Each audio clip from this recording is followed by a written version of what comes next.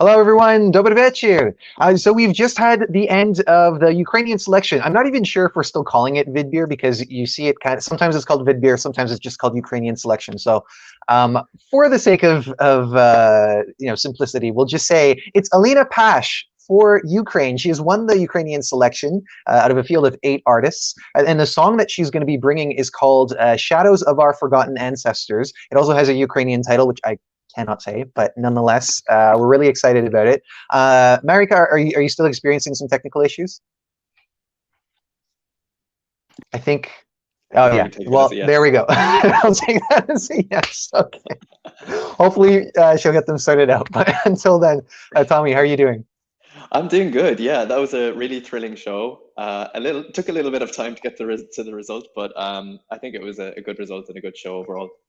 Yeah, as I understand, this is the first year in a while that the Ukrainian broadcaster has taken on the production by themselves, and we did see, a few hiccups that were pretty hard to ignore, especially during Cloudless's performance. So it seems like there was some sort of failure at the end with the graphic system, so they had to read everything out off of the paper. But obviously, we're only going off of whatever Ukrainian we can pick up of, which is very little. Yeah, um, so we're pretty let's. sure Alina Pash won. Yeah, we're pretty Not that sure. we're We might sure be of. wrong. Yeah. Let's say hello to some people who have been waiting for us. Hello, Sarah Halloran. It is Alina Pash, as I'm sure we didn't quite know when you were asking the question. Or again, we think it's Alina Pash.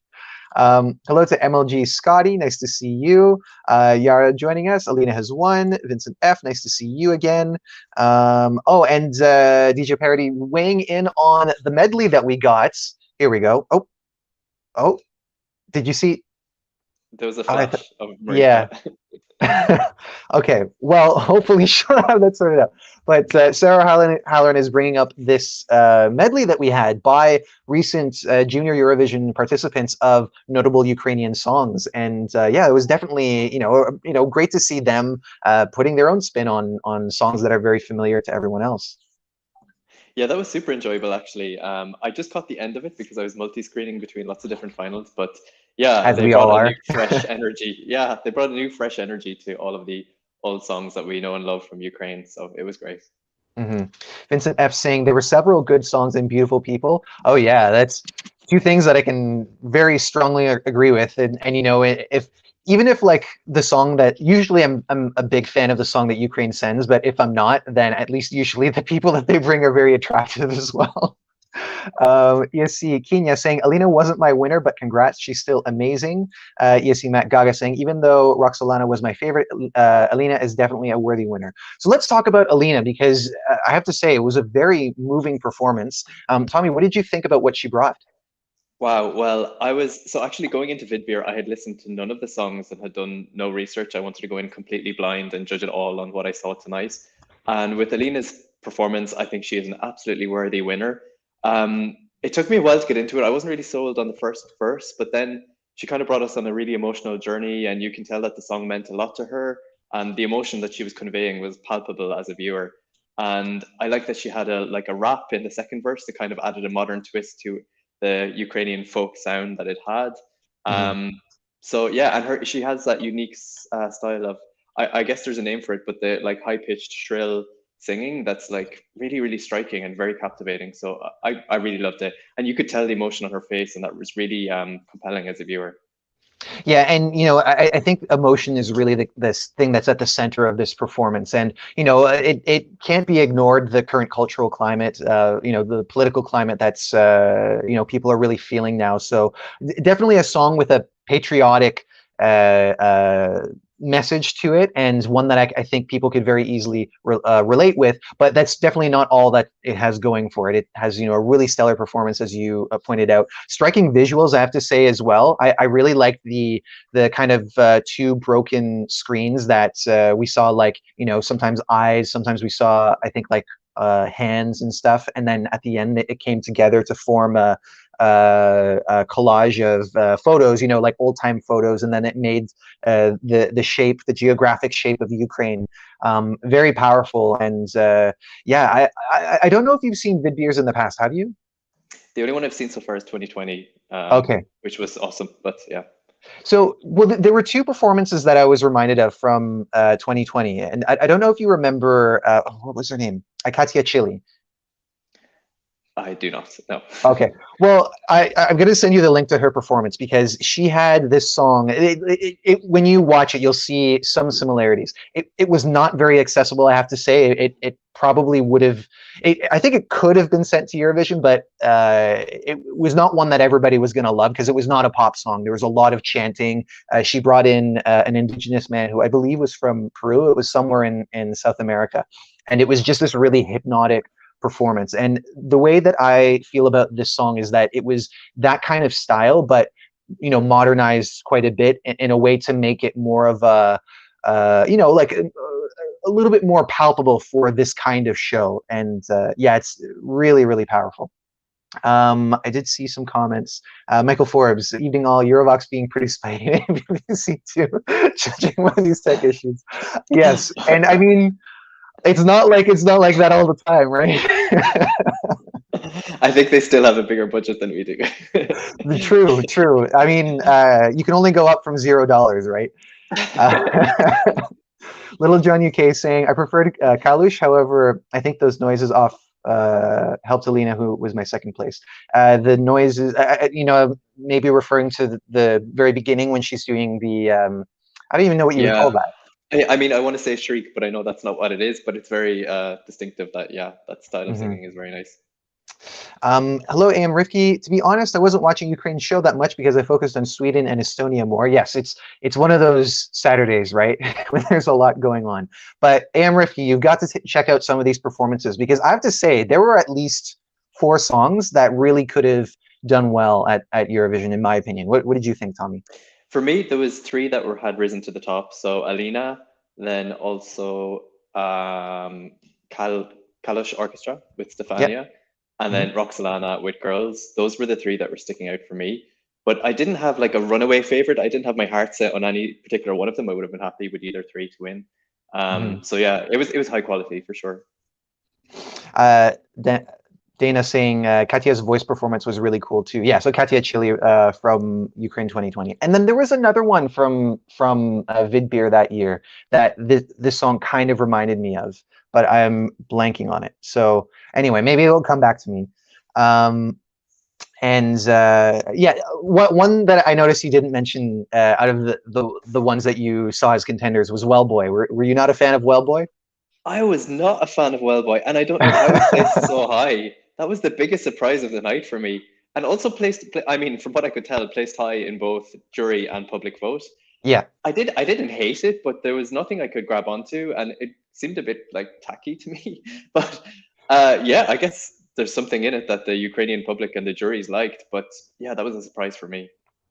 I mean, the things that I see in that performance is, for like, the biggest thing is really that he is putting on a show, right?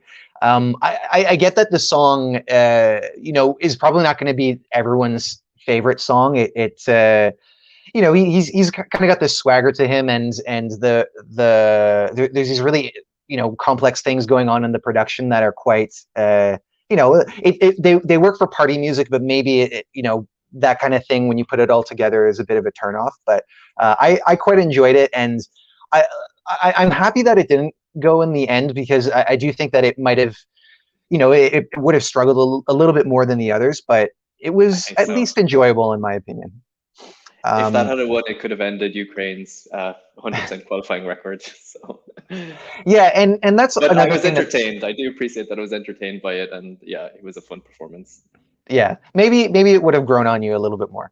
But one of the things, as you just mentioned, is the fact that Ukraine is currently the only country to have qualified for the final on every occasion that they have shown up, because we've known that they have missed a year here and there. So some people argue, is it really a 100% qualification if you don't make it there? But the point is, when they show up to the semifinal, every time they've made it to the final, and the question that people always have on their minds is, are they going to be able to keep that going? In your opinion, with Alina Pash, do you think that, I mean, I think I know what you're going to say, but do you think that she's going to make it to the final? Personally, I think yes, but I did make a note while I was watching it. I don't know how it will work for Eurovision and how people respond to it. When you broaden it out to the whole, the whole of Europe and Australia, I don't know if it will I feel the quality is there, but it's very, very niche, and I don't know. It could go either way, but I believe it's a strong song and a strong performance. So it's just going to depend on a lot of variables, I guess, when we get to Turin. But well, I guess you're certain on it, I guess. I mean, I would count on it. The thing is, you can never be truly certain. And I think Yeah, the thing that gives me a lot of confidence in it right now is seeing the songs that we already have, which, you know, keeping in mind that I believe this is song number 10, so we're only a quarter of the way there. I mean, we've gotten song number 11 by now in Estonia, I believe, but we're focused on Ukraine. So yes, I mean, like if we're looking at the songs that we have now, this is definitely one of the strongest, I would have to say. And the songs that I see as the strongest so far are from the big five, so they don't have to worry about qualifying for the final. that's And true.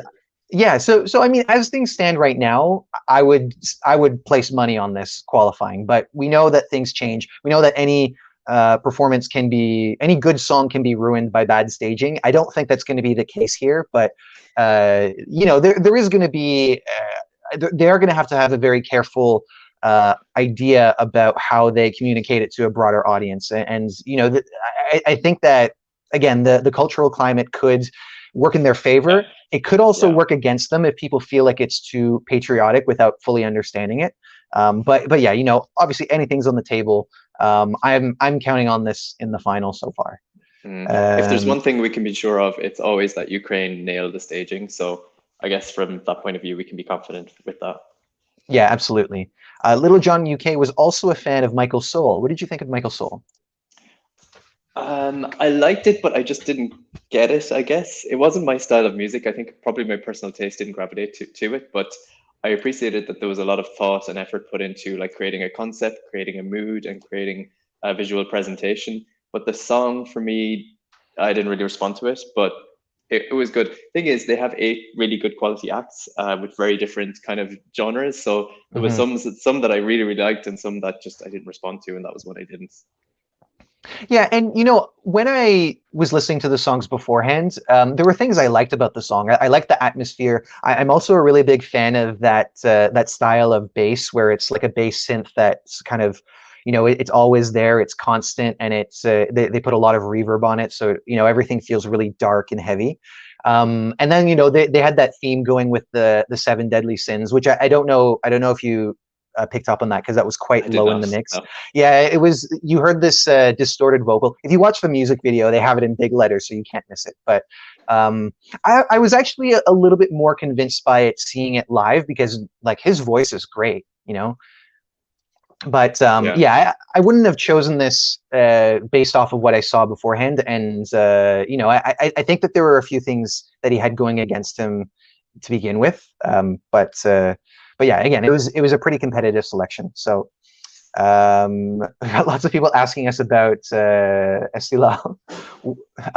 Somebody with a towel. Well, she actually can, but I don't think she's going to do that. Sorry, I missed the first half of where that was what you were talking about. But oh, okay, I see. Do you guys assume that she'll win Eurovision 2022? At this point, No. it's way too early to say. No. Yeah, No. I mean, you know, I have to say that there is a little bit of a Jamala thing going on in there. There are Do you, parallels. There definitely are parallels for sure. yeah, I think that perhaps elements like the rap and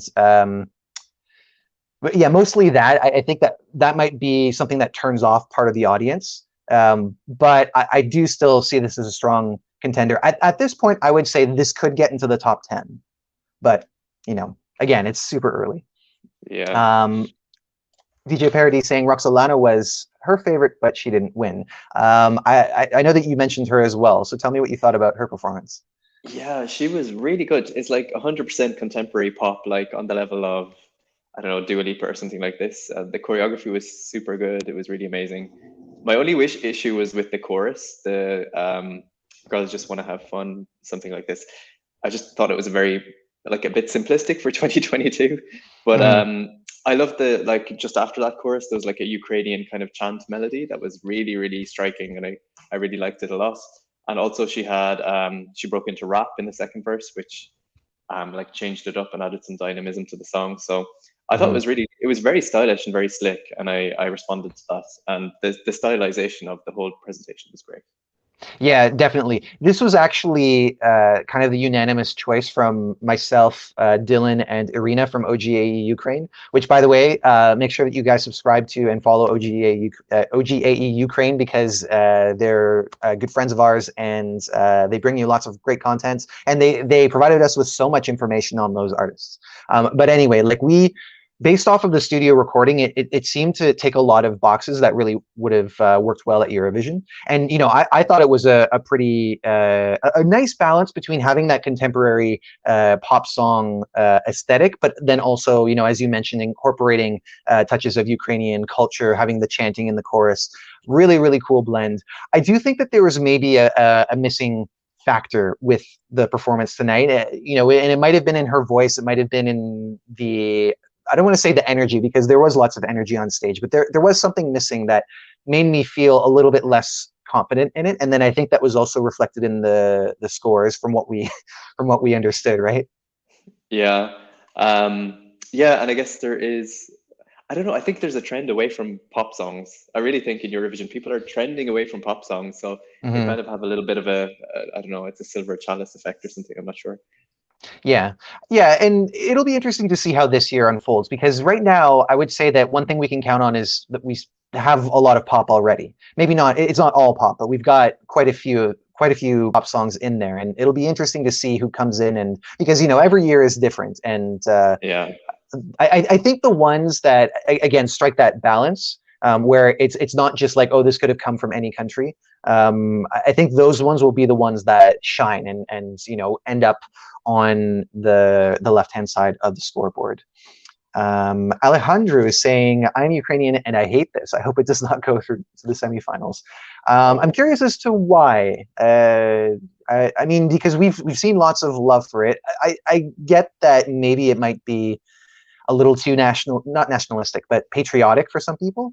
But I'm curious as to why you're not a fan. And what, like Michael Forbes, which one was your favorite? Because there were a lot of great ones. We didn't talk too much about Kalush Orchestra, so tell me what you thought about that. Yeah, so my first reaction, like I said, this was my first time listening to any of the songs. My first reaction was that this was like Go A 2.0, and it sounded like kind of if Solveig and Shum had a baby and there was a male vocal put on top of it. So, but I mean, that's praise in the end, actually. But independently as a song, I thought it was great. But I did worry that if the style was too similar to Shum and Solveig, that it might look like a bit of a on the nose attempt to recreate something that happened last year. But independently as a song, I appreciate it a lot. And the Stefania chorus was super, super hooky. And obviously the flute noises was a nice touch as well. And very modern production with that old folk style, which we've grown to love from Ukraine. But to be honest, I didn't because I've not researched the songs, I didn't know what the story was behind Stefania, and I know that they showed the mother of Stefania during the song. So do you happen to know what the story is behind it, or? Stefania is the mother. So the song is dedicated to her. This is what Irina from OGA Ukraine told us. And I also wanted to know if you noticed a familiar face on stage. The fluter from Go A. Yeah. Yeah. I noticed him. I mean, the thing is, he had his getup was like, I would have forgiven you if you would have missed it, because, you know, it wasn't that easy to tell that it was him. But I only noticed when they were in the interview pod talking to the presenter. That's what I was like, oh my God, I know that face. Yeah. Yeah. But he wasn't playing the flute. The other guy was. That's right. Well, I think he was, but it was more. It wasn't the top line, the one that kind of offsetted the vocal part of the chorus, and then led into the verses. But I mean, I have to watch it again because I only saw it the one time, and yeah, I really like this song. I think that ultimately it is my favorite of the songs, but I do think that Alina is a good winner. There was one other thing. I like because I had the exact same thought that you had, where it kind of has a familiar beat, especially when compared to Solveig. You know, it's a similar tempo, and yeah, especially when you got the flute in there, the sopilka, I believe it's called. Yeah, pretty solid. Alessio G, yes, it is official. It is Alina Pash. I'm pretty sure that she topped both the jury and televote, but we didn't properly see the televote. At least, you know, we the non-Ukrainians didn't fully get it. Yeah, the scoreboard had a little bit of a problem. So she definitely topped the jury vote and was either first or second in the public vote. Julio's showing some preference for Kalush Orchestra. Olga has them saying, I'm delighted that Alina has won. She can sing live much better than Roxolana or Wellboy. It was difficult to concentrate when Kalush was singing, too much movement on stage. It was a lot of movement, but I feel like it was still focused, you know, at least they kept the attention on the top line, as they say, where, you know, it was when there was rapping going on, we followed the rappers. When there was the singing and chanting going on, we followed that guy. I wasn't too bothered by the movement. Were you? No, it didn't bother me at all. I think it matched the rhythm of the song actually quite well. So it would have been even stranger if they weren't moving. So I think we're going to leave it there because, as I understand, we have a winner in Estonia, and I'm sure that we have to wait for a few other winners that we're expecting tonight from all the Baltic countries. But soon there will be a live about that with Clara, and I hope that you guys stick around to join us for that. If you haven't done so already, subscribe to Eurovoxx because we cover all the national selections somewhere down there. And if you're watching this after the fact, please leave us a comment. Let us know what you think about Alina Pash being the representative for Ukraine this year at the Eurovision Song Contest in Turin, and let us know what your other favorites are, because we obviously, you know, had a lot of favorites from this selection. But we'll leave it there. Thank you so much for joining us. Thank you, Tommy. Rest up because it's been a long day, and we'll see you all next time. Take care. Goodbye.